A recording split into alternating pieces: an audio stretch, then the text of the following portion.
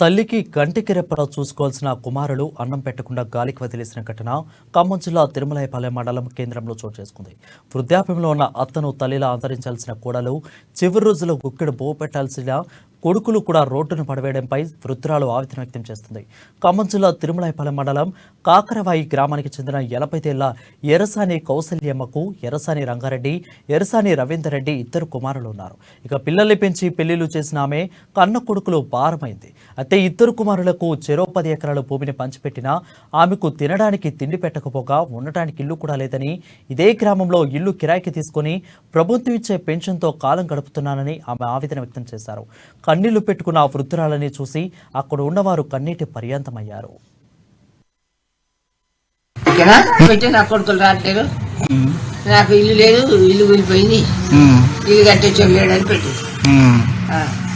చెప్తాను. మీ కొడుకు రావట్లేడు, పెద్దోడు వస్తానంటే చిన్నోడు రావట్లేడు అని చెప్తాను. ఫోన్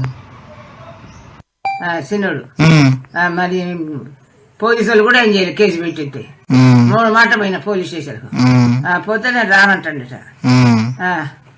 నేను రానంటాడట. జల్లేదు